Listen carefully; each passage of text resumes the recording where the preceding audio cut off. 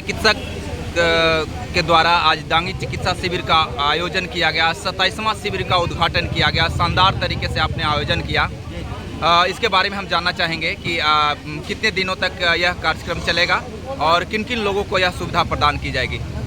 ये लगभग 15 दिन का कार्यक्रम है जी। और 2 साल कोरोना की अवस्था में हम लोगों ने काम नहीं कर पाए जी। हम लोग का कोई शिविर नहीं लग पाया जी। और इसलिए भीड़ भी इस बार ज़्यादा है जी। लेकिन हम लोग भी इसको संपन्न करने के लिए काफ़ी मुस्तैद हैं जी। और इसमें जो भी पितृपक्ष के पिंडदानी लोग आएंगे जी। सबकी सेवा की जाएगी जी। और हम लोग 24 घंटा लगभग इसमें सेवा देने के लिए तैयार हैं। जी। जी। टीम भी तैयार है जी। और हम लोग कोशिश करेंगे कि पिंडानियों के उम्मीदों पर खरे उतरे। जी। और उद्घाटन तो हो गया है जी। तो बस यही कहना हमको इसमें। तो ये डांगी चिकित्सा शिविर के सम्मानित अध्यक्ष डॉक्टर जगदेव प्रसाद जी का संबोधन आप सुन रहे थे। आज कार्यक्रम के उद्घाटन डॉक्टर राजेश कुमार सर ने किया है। हम इनसे जानना चाहेंगे कि आज चूँकि आपका शायद पहला कार्यक्रम है और आपने इस कार्यक्रम को उद्घाटन किया, कैसा महसूस कर रहे हैं सर? और पिछले जो आपने अनुभव जो जाना तो कैसा महसूस कर रहे हैं कि डांगी चिकित्सा शिविर ने जो यहाँ पे योगदान दिया है, कैसा महसूस आपको लग रहा है? वास्तव में ये पिंडदानी जो भारतवर्ष से हर प्रदेश से आते हैं। जी। जी। और यहाँ अपनी श्रद्धा से अपने पितरों को तर्पण करते हैं। तो इस अवसर पर तीर्थयात्रियों को सेवा करके मुझे ही काफ़ी आनंद और खुशी मिलती है कि मैं उनको कुछ चिकित्सा सहायता कर पा रहा हूँ। उनके कुछ मुश्किल को हम लोग हल कर पा रहे हैं। तो इससे उन्हें कुछ आनंद मिलता है या नहीं मिलता, लेकिन हम लोग को काफ़ी आनंद मिलता है। या आप चाइल्ड स्पेशलिस्ट हैं सर, यहाँ पे अगर बच्चे इलाज के लिए आते हैं तो उसके लिए क्या आपने व्यवस्था की है और उसके लिए क्या ज़रूरत होता है, या फिर बच्चों को इस गर्मी से या फिर यहाँ पे जो तीर्थयात्री आते हैं कैसे बचाएं? जैसे मेला क्षेत्र में यहाँ पे मच्छरों का प्रकोप है, डेंगू का भी कहर है, फिर अभी जो भीग जाते हैं गर्मी में धूप में चलते हैं, तो उनके लिए क्या सावधानियाँ बरतने के लिए आप सलाह देंगे?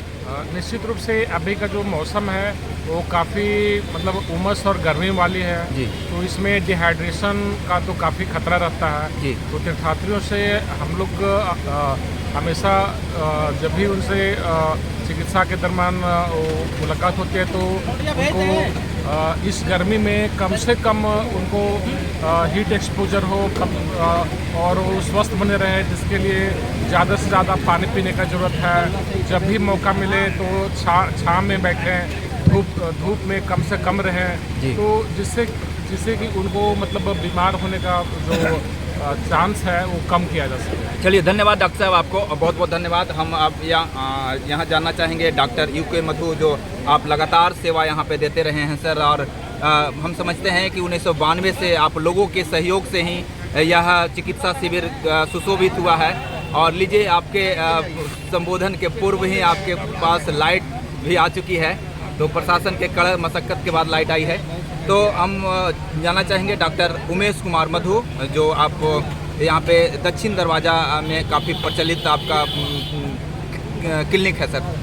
तो मेरा नाम डॉक्टर उमेश कुमार मधु हुआ और मेडिकल बैकग्राउंड से हूँ जी। और जनता दल यूनाइटेड में गया जिला का चिकित्सा पोस्ट का अध्यक्ष भी हूँ। वाह वाह। और जैसा कि सर्वविदित है जी, यह 27 वर्षों से जी, ये शिविर चल रही है। जी, मैंने गांधी मैदान, पटना के गांधी मैदान में ये स्टार्ट किया था जी। और सरस्वती मैडम और सारे लोग मिल करके इसको तैयार किया गया उस रूप कि हम लोग पिंडदानियों को सेवा करें, निःशुल्क सेवा करें। जी, जी। और आज वो चलता आ रहा है जी। और लोगों को दिख रहा है जी। कि यही एक ऐसी संस्था जी। है डांगी निःशुल्क चिकित्सा, हाँ। जो कि पूरे शहर के यात्री को जी। इस रास्ते से जितने भी जाते हैं आते हैं हाँ। और देखते हैं और इलाज भी करवाते हैं हाँ। और बहुत ही अच्छा रहता है। धन्यवाद। तो उस समय क्या परेशानियां आती थी सर, हम उसके बारे में भी थोड़ा चर्चा करना चाहेंगे, क्योंकि उस समय का दौर बहुत मुश्किल का दौर रहा होगा। उस समय चिकित्सक भी कम हुआ करते थे लोगों को आना, प्रखंडों से आना बहुत मुश्किल भरा काम होता था। उस समय कैसे आप लोग यहाँ पे मैनेज करते थे 24 घंटे? मेरा काम यही रहता था कि Ayurveda medical college, homeopathic medical college और गया मेडिकल कॉलेज से कुछ स्टूडेंट लोग को यहाँ पर लाते थे जी जी। और यहाँ पर लगाते थे ड्यूटी में। कुछ हमारे के यहाँ के नर्सेज होते थे जी। कुछ डॉक्टर जयदेव सिंह के यहाँ का स्टाफ होते थे। हाँ हाँ। वो लोग सारे मिल करके जी। यहाँ पर ये कार्य होता था। आज तो बहुत सारे चिकित्सक हो चुके हैं जो कि वो परेशानियाँ आजकल नहीं होनी चाहिए। आप लोग का योगदान बहुत ही अतुलनीय रहा है सर। हम लोग आभार हैं आपके, हम युवा आपके कार्यों के कायल हैं। जो आप लोगों ने मेहनत किया उसके बदौलत आज समाज गर्व महसूस कर रहा है। बहुत बहुत धन्यवाद सर। तो पटना से चलकर आए हैं, अधिकारी हैं IGMS में। हम जानना चाहेंगे कि आशुतोष सर से, आप हमेशा वहाँ पे पटना में लोगों को चिकित्सा सुविधा या फिर किसी अन्य तरह की जानकारियाँ अगर सुझाव लेना रहता है तो आपके पास ज़रूर कॉल किया करते हैं। तो हम आपसे जानना चाहेंगे सर कि यहाँ पे चिकित्सा शिविर आप में उपस्थित होकर कैसा महसूस कर रहे हैं आप? मैं तो बहुत खुश हूँ इससे कि मैं बराबर इसमें आता रहा जी। और जब मैं पढ़ता था उस समय से ही ये चल रहा है। जी। बाद में जब नौकरी ज्वाइन किया तो हर एक साल मैं तर्पण करने के लिए आता हूँ। आज भी मैं तर्पण करने के लिए आया, संयोग से ये उद्घाटन आज था जी। तो मैं इसमें सोचा कि अपना सहभागिता रखूँ। और रही बात IGMS में जी। तो वहाँ अगर किसी को भी कोई प्रॉब्लम है जी मैंने हेल्थ का तो वो हमसे संपर्क कर सकता है। क्योंकि बड़े अस्पतालों में एक समस्या ये होती है कि हम नहीं जान पाते हैं कि लाइन ऑफ ट्रीटमेंट कैसे ली जाए। जी। बिहार का जो सेटअप है उसमें बहुत सारी चीज़ें दिक्कतें होती हैं। जी। तो किसी तरह की कोई दिक्कत हो तो मैं वहाँ जहाँ पर डायरेक्टर बैठते हैं प्रशासनिक भवन में, उसके बगल वाले रूम में मैं बैठता हूँ। कोई भी आदमी हमसे संपर्क कर सकता है। जी। और फ़ोन तो मैं लिखा ही दिया हूँ, फिर से एक बार बोल दिया जाए तो सब लोगों को। 85 444 09017। चलिए बहुत बहुत धन्यवाद सर। हम समझते हैं कि आपसे लोग जानकारी लेंगे और वहाँ पे चूँकि IGMS में दिखाना, मरीज को दिखाना, वहाँ पे नंबर लगाना बहुत टेढ़ी खीर लोग समझते हैं। जी जी। नंबर लगाना कोई बड़ी बात नहीं है जी, उसके बारे में ये जान ले किसी भी चीज़ को कि बड़े अस्पताल का एक सर्टेन प्रोटोकॉल है। जी जी। और मेरे यहाँ क्या है कि जो 39 डिपार्टमेंट हैं तो 150 मरीजों को देखा जाता है, 2 OPD रोज चलता है। जी जी। तो एक डॉक्टर पर 75 मरीज को देखना है। जी। तो अगर हम, और ये जो सिस्टम है लाइन लगाने का वो बैंक के ऑनलाइन प्लेटफॉर्म जैसा लॉक हो गया तो फिर कोई आदमी उसको डिस्टर्ब नहीं कर सकता है। जी जी। तो अगर कोई आदमी जिस दिन दिखाना चाहे अगर वहाँ 5-6 बजे ये सवेरे अगर लाइन लग जाए, चूँकि उसको हम लोग बड़ी मुस्तैदी से रखते हैं कि कोई बाहरी आदमी उस लाइन को वायलेट ना करे और रेगुलरिटी रहे। जी। ये ऑलवेज फॉलो करना है। टाइम को अगर फॉलो किया जाएगा तो मैं समझता हूँ कोई प्रॉब्लम नहीं होता है। जब से मैं हूँ इस गया जिला के जो लोग जो हमारे कांटेक्ट में हैं वो प्रायः 6 बजे पहुँचते हैं और उनका टिकट कट जाता है। क्योंकि टाइम नहीं फॉलो कीजिएगा तो 150 का टिकट कट गया तो फिर मुश्किल है, क्योंकि वो तो कोई पॉलिटिकल लीडर भी नहीं कर सकता है। तो उसको फॉलो करना है।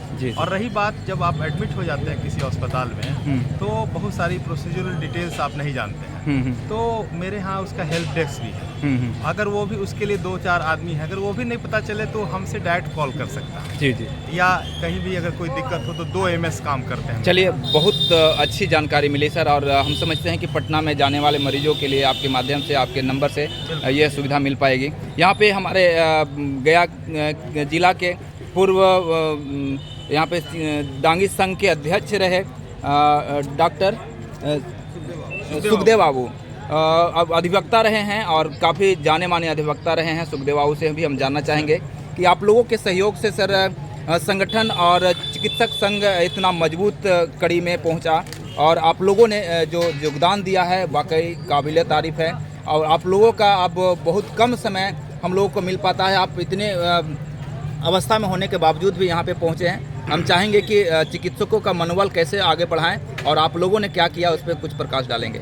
एक माली जब छोटा पौधा लगाता है जी और वह पौधा जब बहुत बड़ा पेड़ बन जाता है, वाह, उसमें जब फल लग जाते हैं जी, तो जितना माली खुश होता है उतना हम लोग ही देख के भी खुश होते हैं। वाह। आज बहुत सा समाज का लोग है, दूसरे समाज का लोग कहता है जी कि हमारे परिचित बहुत डॉक्टर हो गए हैं। अब मैं भी शान से कहता हूँ कि मेरे भी परिचित, मेरे भी जानकार इतने डॉक्टर, सिर से लेकर के माथा तक और बच्चा से लेकर के बूढ़ा तक के डॉक्टर हमारे समाज के हो गए। और जब हम लोग की आवश्यकता होती है तो मिनटों में हम लोग को सहायता मिल जाती है। बड़ी खुशी होती है यही बात। चलिए बहुत बहुत धन्यवाद। इसी बात पर थोड़ा एक बिल्कुल खान आपकी बातों से मैं बहुत खुश हूँ। जब अधिवक्ता बोला तो हम कि नहीं, उनकी बातों